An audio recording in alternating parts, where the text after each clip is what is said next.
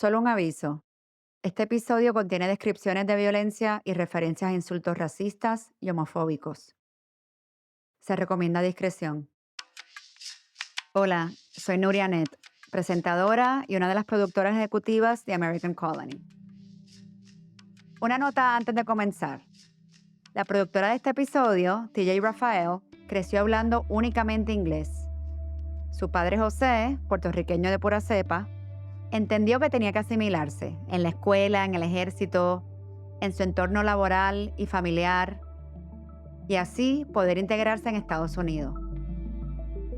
Por eso, en casa, José no le inculcó a TJ ni a su hermano aprender español.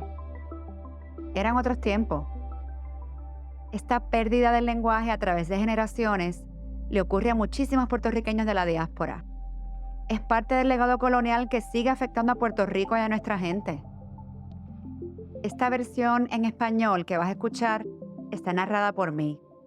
Si quieres escuchar esta historia en la voz de TJ, el episodio también está disponible en inglés en este mismo feed, bajo el título No Way Home.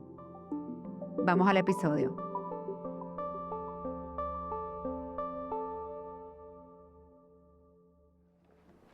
Just give me an extra minute, honey. Do you want anything to drink? I have stuff in the fridge. No, I'm okay. En una tarde de primavera en Long Island, José Rafael está sentado en su apartamento, rodeado de recuerdos de un lugar que lleva casi toda la vida extrañando. I was born in San Juan, Puerto Rico in 1948, between la calle Luna y la calle Sol. José nació en un apartamento del viejo San Juan, entre la calle Luna y la calle Sol. Su mamá se fue de parto cuando estaba de visita en la capital y después la llevaron deprisa al hospital. Sus padres, que vivían en Luquillo, al noreste de la isla, le pusieron este nombre. José Rafael Maldonado de Díaz Hernández. A finales de los años 80, José le cambió legalmente el apellido a su familia. De Hernández pasó a Rafael, escrito con la PH en inglés en lugar de la F del español. En esa época, José y su exesposa vivían en un suburbio de Nueva York y temían que sus dos hijos, un nene y una nena, enfrentaran discriminación. José tiene casi 80 años. Es de una generación que veía la asimilación como algo muy importante. Pero no siempre fue así de americanizado. Pasó sus primeros años en Luquillo, cerca de los cañaverales, con sus padres y sus dos hermanos. Few things I remember was that the floor was dirt in the house.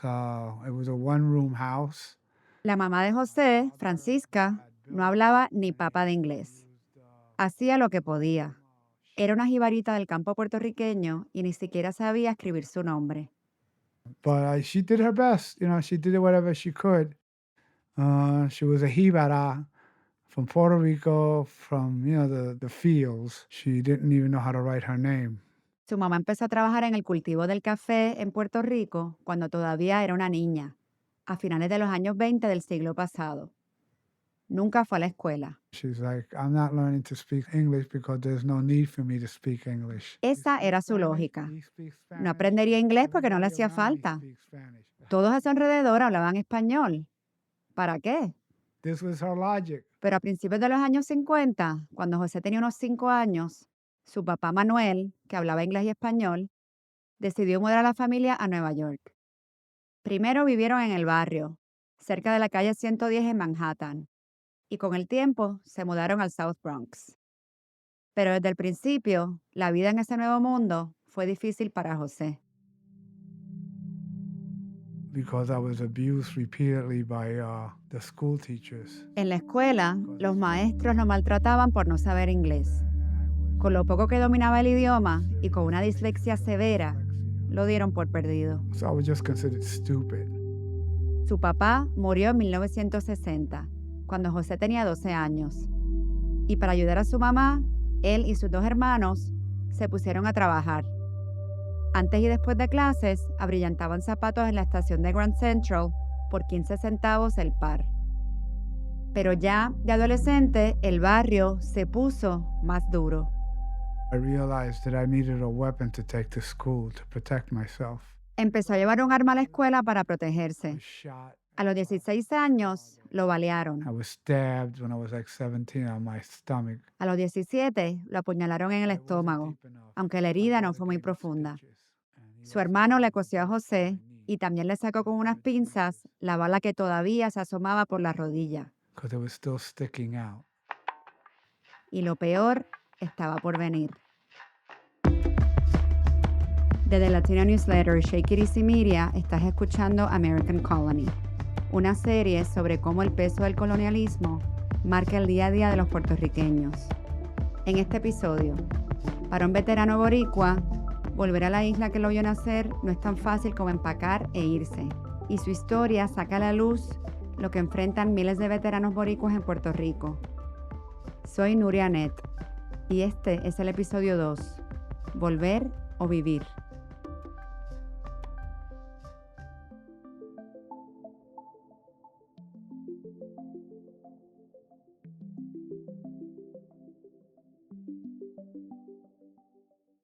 The war was going on.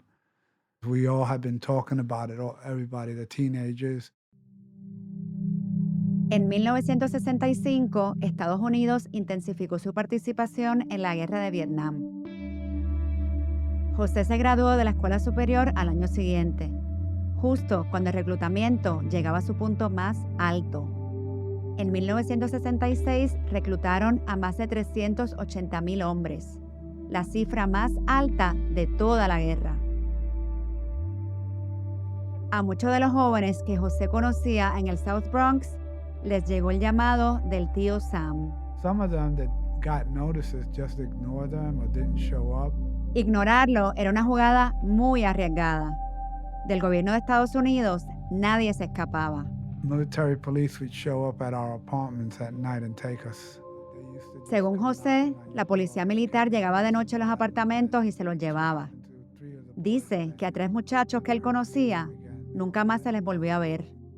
En realidad, esa policía militar era probablemente agentes del FBI que buscaban a quienes eludían el reclutamiento. Pero en la memoria de José, esa imagen de los militares quedó grabada y pronto le tocó el turno a José. I came home one night. I was 17. I was 5 or 6 months before my 18th birthday. La carta era de las Fuerzas Armadas de Estados Unidos. A José lo estaban reclutando. Was going to head to Vietnam. To me, it was like leaving one war zone going to another. Su mamá lo llevó a la oficina de reclutamiento en el South Bronx y allí un oficial se lo confirmó. Pero, según José, le dijo algo más, que si se alistaba por su cuenta antes de la fecha en que tenía que presentarse, sería mejor para él. Un voluntario podía escoger en qué rama del ejército servir y le daban un bono. Al que reclutaban no le daban nada de eso, porque el gobierno no estaba pidiendo, estaba ordenando. De todas formas, José iba para Vietnam. La carta no dejaba duda. Así que, si quería un mejor trato, solo tenía que firmar. Which is what I did. Y eso fue lo que hizo. Maybe Una mañana de noviembre se levantó y salió de donde vivía con su mamá. I left my mother's house and didn't see No her volverían a for verse years after en that. 2 años. José fue uno de los miles de puertorriqueños que sirvieron en la guerra de Vietnam. Y como tantos boricuas antes que él, peleó en las Fuerzas Armadas de Estados Unidos. Muy pocas personas están al tanto de la contribución de los puertorriqueños y de Puerto Rico a la historia militar de los Estados Unidos, principalmente desde la segunda mitad del siglo XX. Es el doctor Harry Frankie Rivera, profesor de historia en Bloomfield College de Montclair State University y autor del libro Soldiers of the Nation, Military Service and Modern Puerto Rico, 1868 to 1952. En 1898, Estados Unidos invadió Puerto Rico y se quedó con el control de la isla. Puerto Rico dejó de ser colonia española para convertirse en colonia estadounidense. Un año después, ya se había formado el primer batallón puertorriqueño. No lo pidió el gobierno norteamericano. Fueron los puertorriqueños quienes querían defenderse, a iniciativa del prócer Eugenio María de Hostos. Es Eugenio María de Hostos, El reconocido paladín de la independencia de Puerto Rico, quien le pide al presidente McKinley que cree unidades militares en Puerto Rico, en las que van a servir puertorriqueños, y que instituya escuelas militares. Hace esto, pide esto, porque cree que la instrucción militar, a su entender, le daría el empuje a los puertorriqueños para reconstituirse como pueblo tras siglos de colonialismo. En la primavera de 1917, cuando Estados Unidos entró en la Primera Guerra Mundial, el Congreso aprobó la Ley de Servicio Selectivo. Pocas semanas antes, los puertorriqueños habían obtenido la ciudadanía norteamericana mediante la Ley Jones-Shafroth. Mucha gente cree que esto se hizo para enviarlos a la Primera Guerra Mundial, pero Frankie Rivera dice que no es así. Este es el mito que no muere, no importa cuántas veces sea desmentido, el mito de que otorgan o imponen la ciudadanía estadounidense a los puertorriqueños antes de entrar a los Estados Unidos en la Primera Guerra Mundial, que para usar a los puertorriqueños como carne de cañón en Europa. Esto suena bien como el guión de una película, pero es completamente falso. Casi 20 años antes, en 1900, Estados Unidos se había quedado con Puerto Rico mediante la ley Foraker. La isla era suya y su gente también, aunque no eran ciudadanos. Y por eso, dice Frankie Rivera, los puertorriqueños ya le debían lealtad a Estados Unidos, por ley. Así que cuando llegó la Primera Guerra Mundial, ya podían reclutarlos. La ciudadanía sí tuvo que ver con la guerra, pero por el momento en que llegó. A Estados Unidos le preocupaba que si las potencias centrales atacaban el Caribe, los puertorriqueños no salieran a defender el archipiélago y por ende a Estados Unidos. Todavía no eran ciudadanos. ¿Por qué pelear por un país que no era suyo? Para Estados Unidos, hacer ciudadanos a los puertorriqueños era una forma de amarrar a la isla y al Caribe como punto estratégico. ¿Ya eran ciudadanos? Sí. Pero en la Primera Guerra Mundial, a los boricuas los siguieron tratando como ajenos. Puerto Rico fue excluido de la lotería del servicio militar obligatorio originalmente. Y esto pasa porque el Departamento de Guerra dejaba saber claramente que el puertorriqueño, en su opinión, era racial y culturalmente inferior. Y el dejarlos entrar a las Fuerzas Armadas obstruiría el esfuerzo bélico. La legislatura de Puerto Rico, al enterarse de prácticamente poner el grito en el cielo, toma esto como un insulto contra el honor de los puertorriqueños y demanda que se extienda la ley del servicio obligatorio a Puerto Rico. Y así es como pasa. Y entonces llegamos a que el sorteo en Puerto Rico, el primer día de inscripción, se va a dar en julio 5 y ese día más de 100,000 puertorriqueños bajan a inscribirse para el servicio militar. Esto no pasa porque el Departamento de Guerra, ni la Casa Blanca, ni el Congreso tuvieran el interés de movilizar a los puertorriqueños, sino porque los puertorriqueños de las clases medias hicieron el trabajo y promovieron esto y se encargaron de que los puertorriqueños de todas las áreas, los sectores de Puerto Rico bajaran a registrarse. Esto fue un esfuerzo 100% liderado por los puertorriqueños.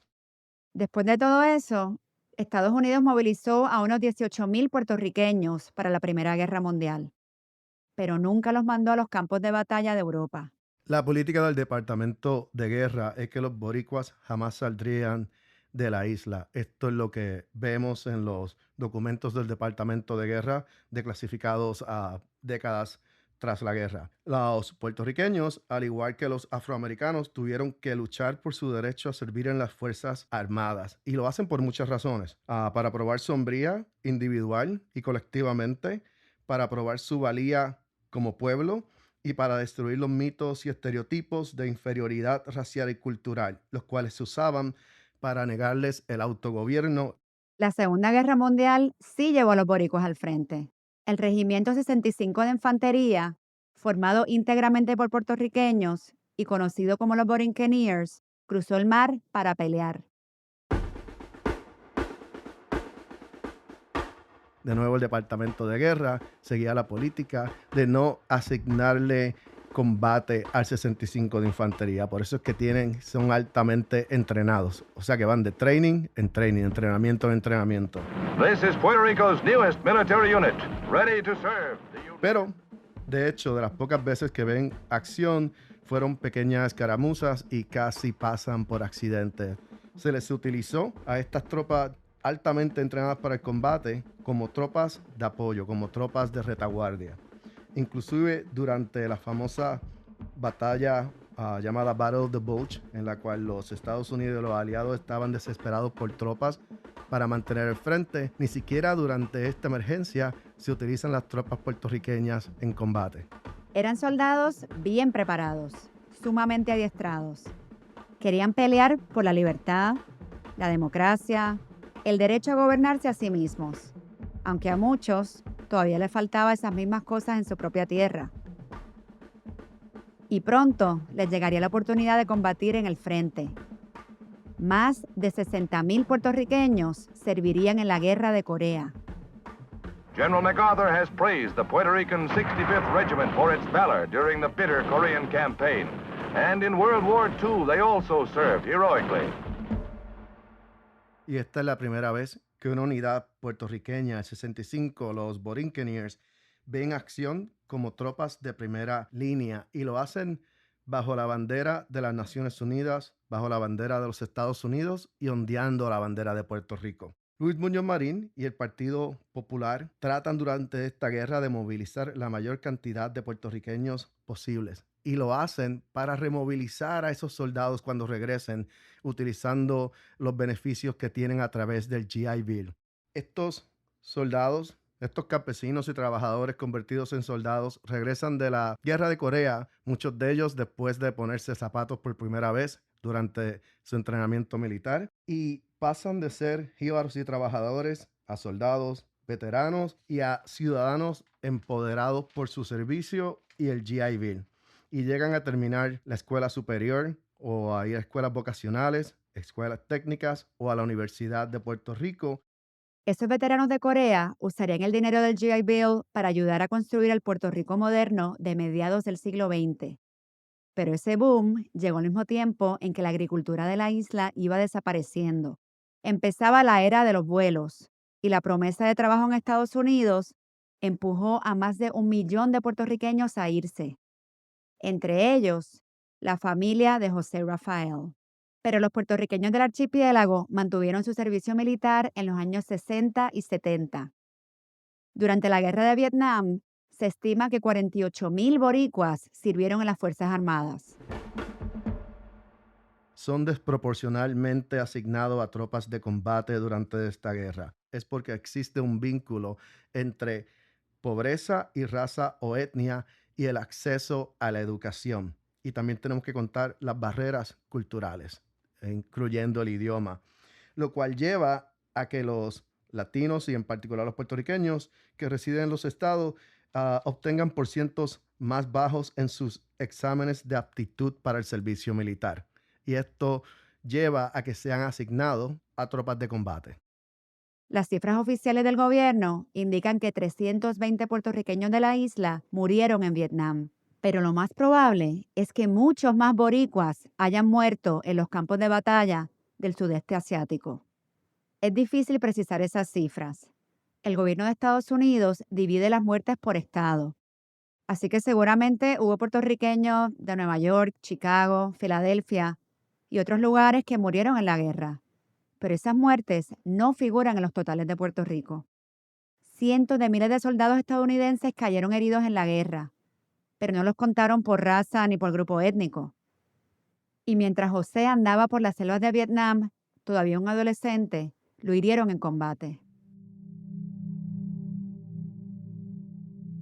I was running towards cover and a huge explosion happened 30 or 40 feet from me. I was thrown. Una explosión lo tiró al suelo. Se levantó pensando que estaba bien, siguió corriendo y solo cuando se tiró en un hueco, otro soldado le señaló que tenía el estómago y las piernas empapadas de sangre. Hey man, you're bleeding. Look down at your stomach. Look down at your legs, and there was all blood there. José sobrevivió y recibió un corazón púrpura. Siguió en el ejército hasta que su servicio terminó, en 1968, poco después de cumplir los 20 años. Pero no volvió a casa de inmediato. On the day I was to ETS, Era su último día en el ejército. Antes de irse, tenía que pasar por la oficina del reclutador. Detrás del escritorio había un sargento, un hombre blanco, grande como un camión. José se cuadró frente a él. El hombre lo miró y le dijo que los de su clase no los querían en este ejército. Y José estuvo de acuerdo. Le dijo que tenía toda la razón, que él no pertenecía a ese ejército. The American flag is standing in one corner and the Confederate flag is in the other with the En una sign that esquina says, estaba la bandera de Estados Unidos. En la otra, la bandera confederada, con un letrero que decía en inglés, orgulloso de ser de Alabama. El sargento lo insultó, Dirty Spick y otros nombres más. And I just said, fine, I just want to get out of here. Y José le dijo que se iba. Le dieron de baja con honores y volvió a Nueva York. Pero volver a la vida de antes no fue fácil. Como tantos veteranos, antes y después de él, José empezó a sufrir de estrés postraumático o PTSD. Empezó a tener pesadillas de combate. Le duraron décadas. Su hija TJ recuerda que de niña lo escuchaba gritar por las noches. Al principio, recién salido, lo pasó muy mal. Era un hombre joven que había visto la muerte y la destrucción a una escala imposible de imaginar. Como no podía sacarse ese trauma de encima, cayó en las drogas.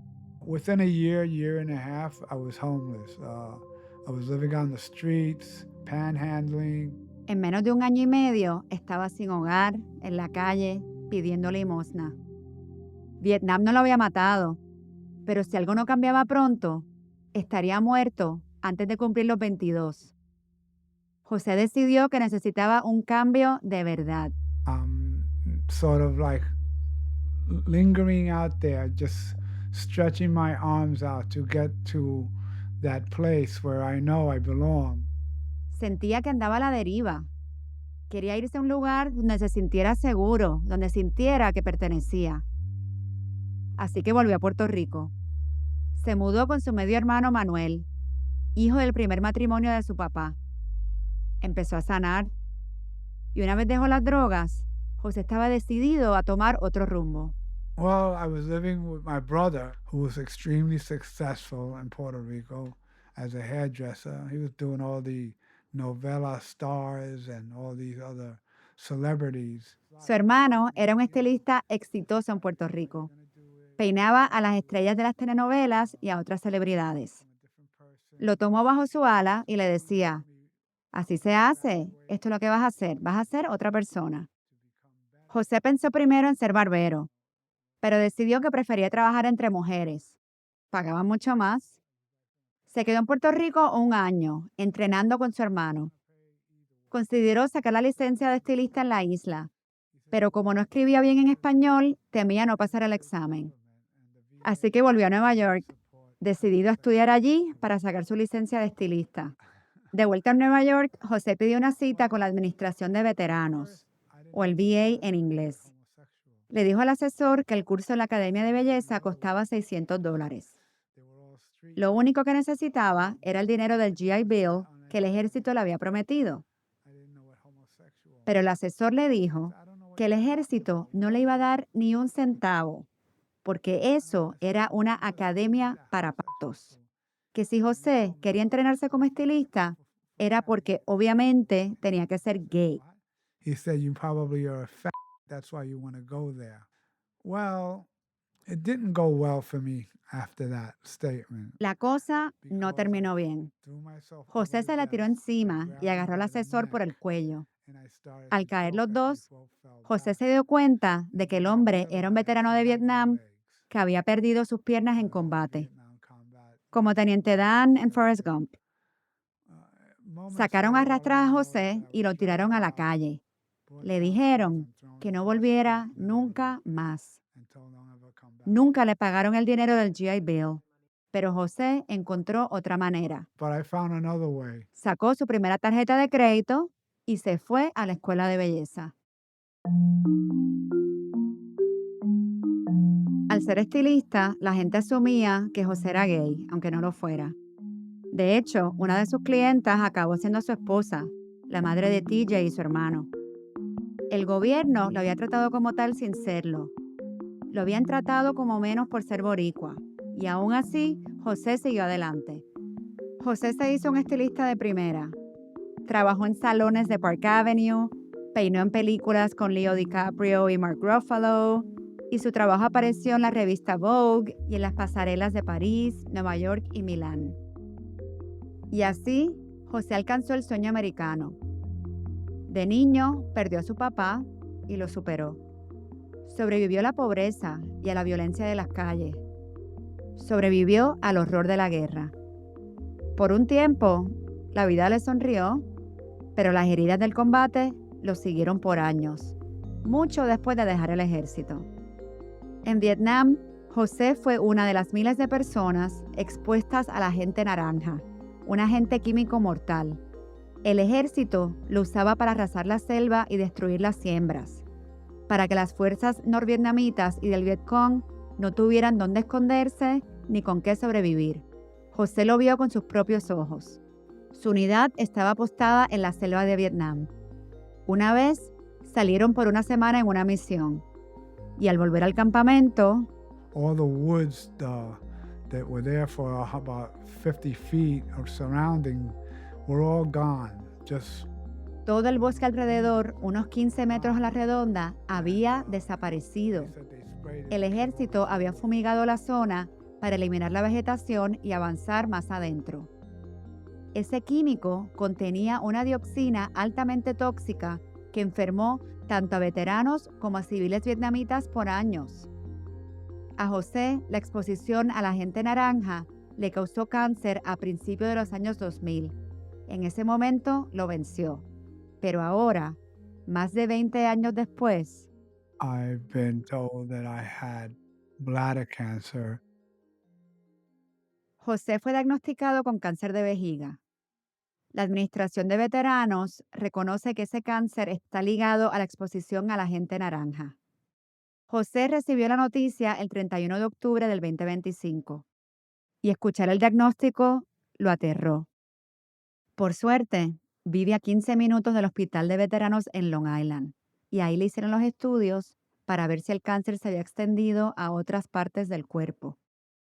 Afortunadamente, no. En el Hospital de Veteranos, a José lo atendió un equipo completo: defensores de pacientes, trabajadores sociales, patólogos, urólogos, oncólogos. Después de las pruebas, el tratamiento comenzó con una cirugía para extirparle el tumor.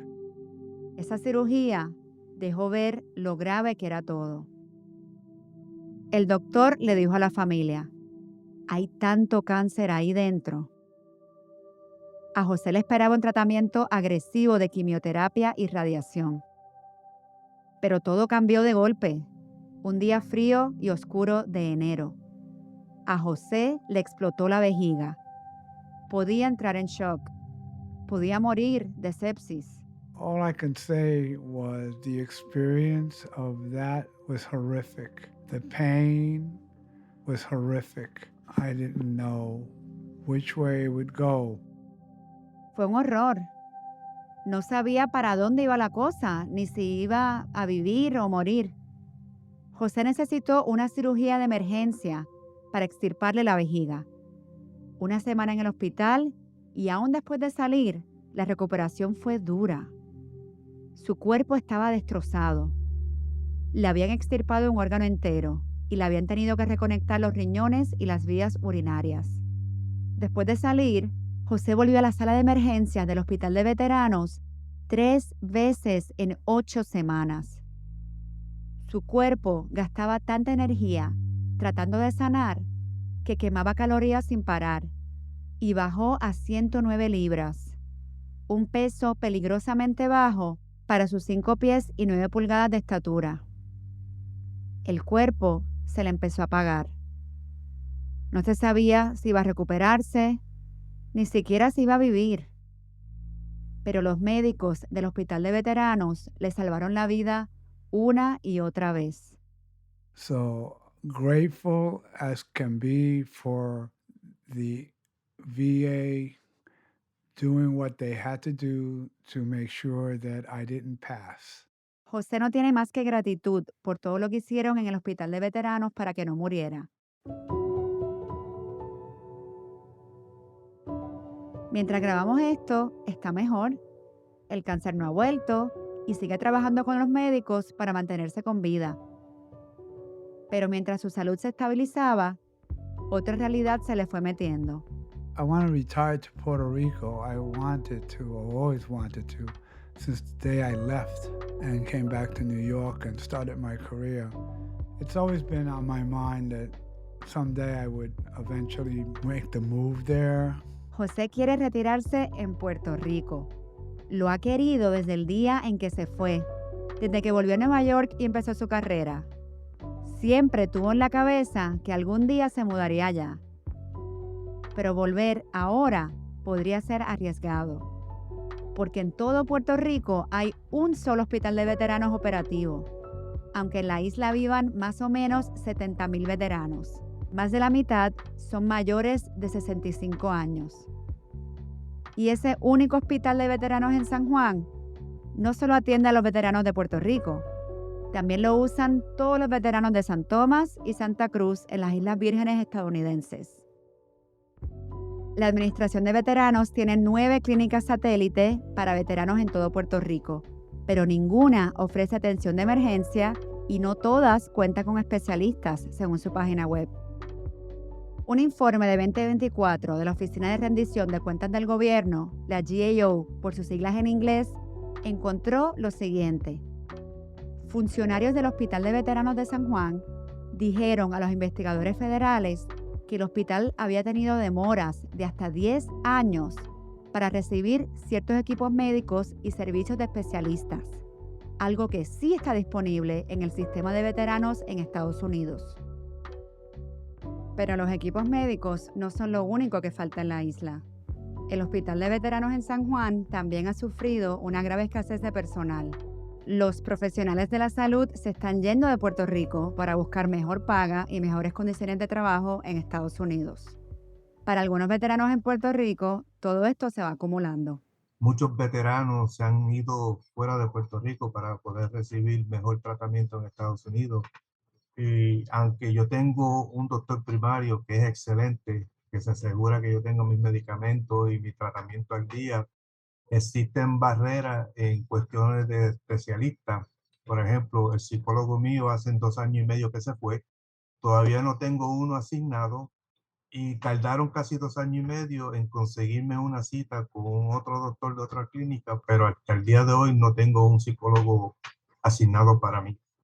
Mi nombre es José Cruz Silva, serví en el ejército de los Estados Unidos por 30 años. Participé en Irak, en Iraqi Freedom, la campaña Iraqi Freedom, y tengo 66 años de edad. José Cruz todavía vive en Puerto Rico, en San Germán, y trabaja con Mission Continues, una organización de apoyo a los veteranos. Su papá sirvió en el famoso Regimiento 65 de Infantería, los Buccaneers, y en 1980 decidió seguir sus pasos. Cruz estuvo 15 años en servicio activo y otros 15 en la reserva. Cuando lo desplegaron en Irak, salió herido en combate. Tan pronto aterrizamos en Joint Base Balak en Irak, fuimos atacados con cohetes y morteros, y al coger mi rucksack de la paleta de equipo, pues desafortunadamente me desgarro el tendón y me pincho el nervio. Cuando Cruz volvió a Puerto Rico después del despliegue, la lesión no se le había curado. Pues tuve que visitar el hospital de veteranos varias veces para poder tener cirugía del área del tendón. 1 año después tuve la cirugía del nervio y durante ese periodo tuve una caída y me rompí los meniscos de la rodilla izquierda, donde tuve que volver al hospital de veteranos para otra cirugía más, que fueron 3 cirugías en 3 años distintos. Este es un problema común entre muchos veteranos en Puerto Rico. Casi todos los servicios de especialistas están concentrados en el Hospital de Veteranos en San Juan. Así que algunos veteranos tienen que viajar horas para recibir un tratamiento, un procedimiento o incluso una cita de seguimiento.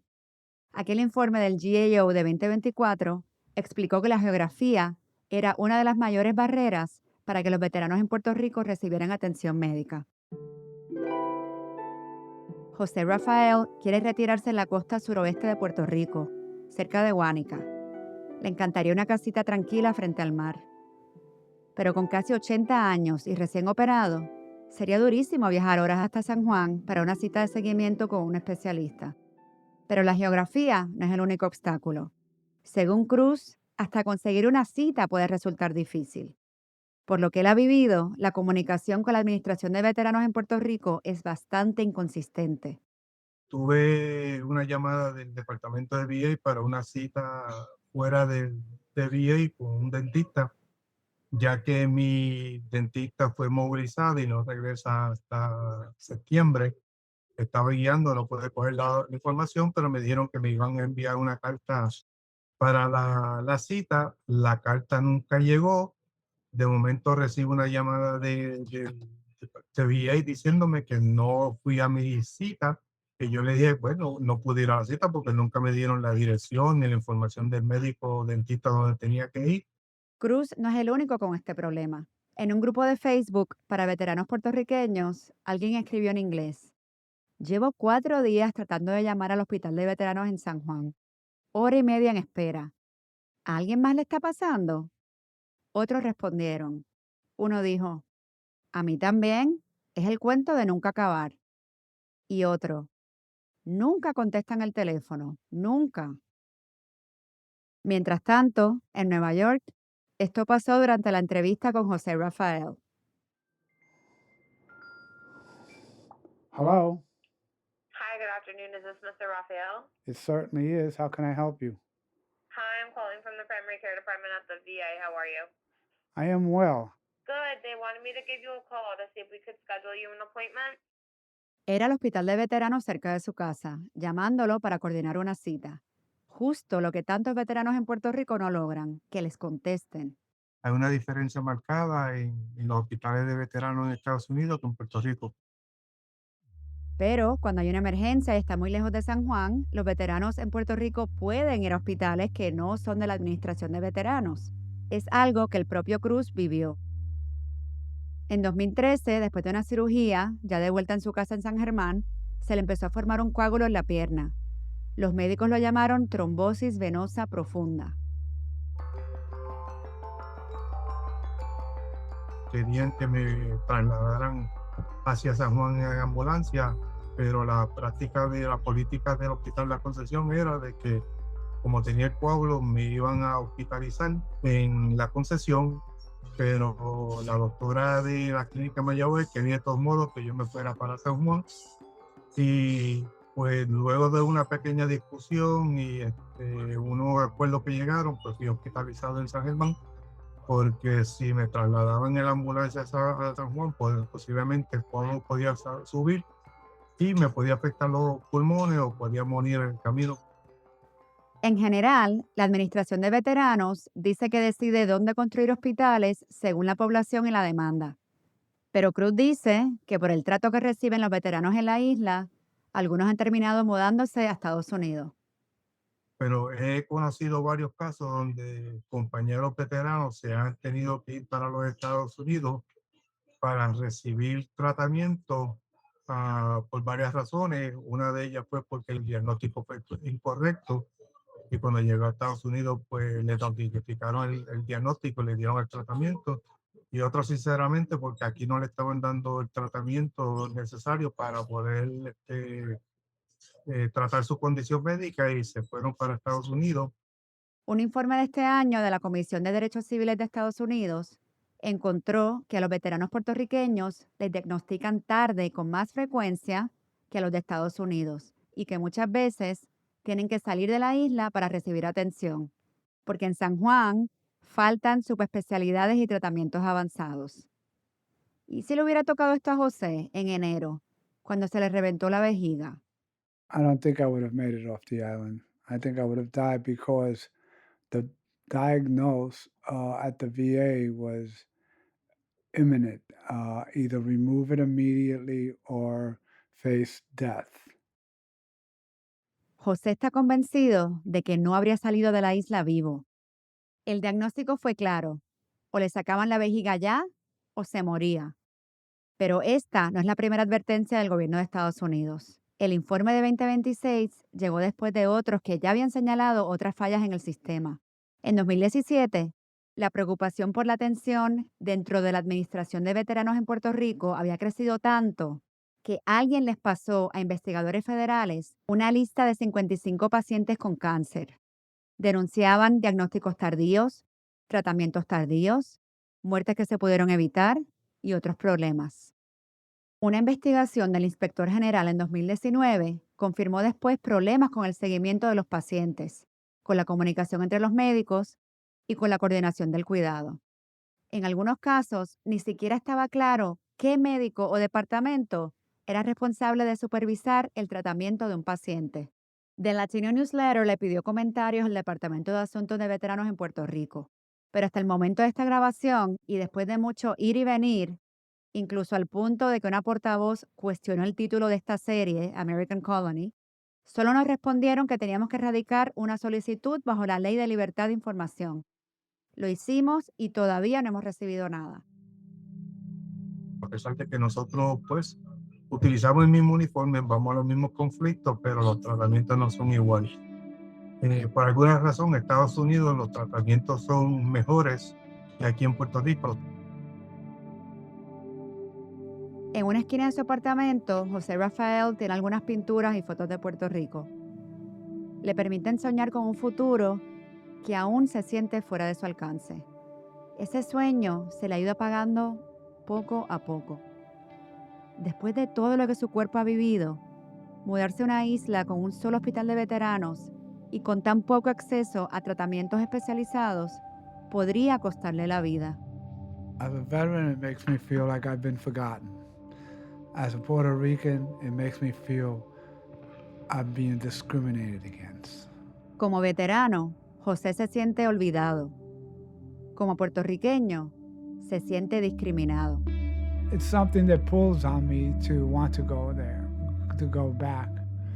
When I'm there, I just feel like I'm part of the landscape.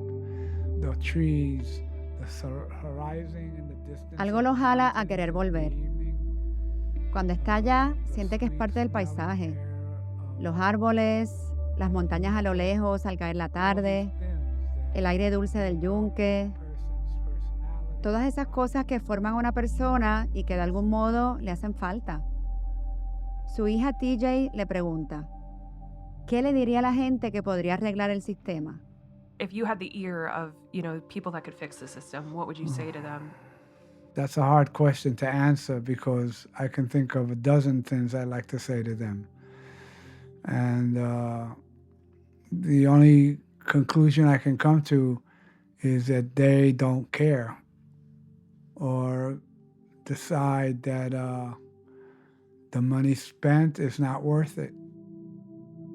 Para José es una pregunta difícil porque hay mil cosas que podría decir.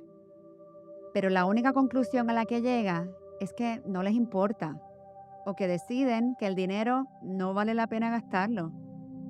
Ama a los Estados Unidos, arriesgó su vida por él.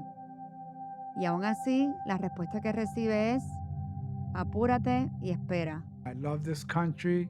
I put my life on the line for it. However, their response to all of that is hurry up and wait. Pero de un modo u otro, José va a volver a Puerto Rico. Quiere que un día esparzan allí sus cenizas. You want your ashes spread there one day, right? Yeah, that would be, if nothing else, that's where I came from, that's where I belong. Everyone has their own idea of where they would like to be settled to. For me, it's not just picking a place, it's part of my soul wanting to be there, being there as part of the island itself in ashes.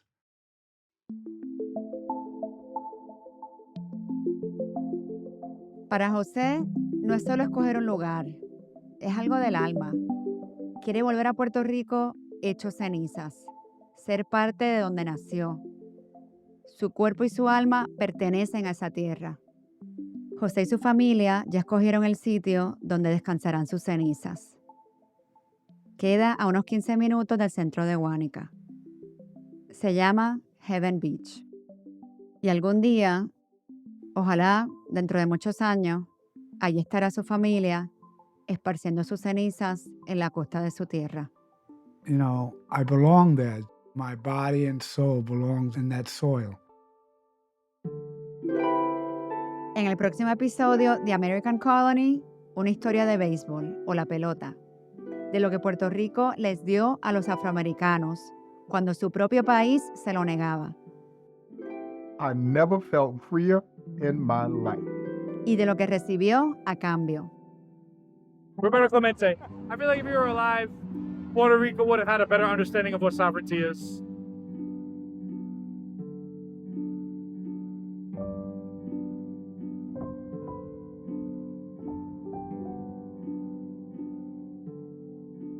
American Colony es una serie de The Latino Newsletter y Shake It Easy Media. Este episodio fue producido por TJ Rafael y editado por Julio Ricardo Varela.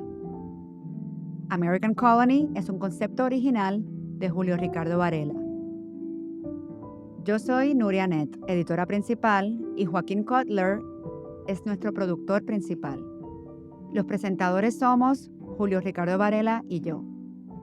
Carlos Berríos Polanco es nuestro productor. Susan Ramírez de Arellano es nuestra consultora. Cristina Hernández es nuestra editora gerente. Amalia Núñez Pires es nuestra productora de vídeo. Los videos para redes sociales son de Anthony Milian y Aliana M. Vigio. Ricky Rodríguez es nuestro ilustrador. Y Alan Emil es nuestro compositor. Música adicional, cortesía de Soundstripe. Joaquín Cutler, Julio Ricardo Varela y yo, Nuria Net, somos los productores ejecutivos. Este programa cuenta con el apoyo de la Mellon Foundation, la mayor patrocinadora de las artes y las humanidades en los Estados Unidos. Más en mellon.org. American Colony también es posible gracias a donaciones individuales. Para apoyar el periodismo de The Latino Newsletter, visita thelatinonewsletter.org y haz clic en Donate.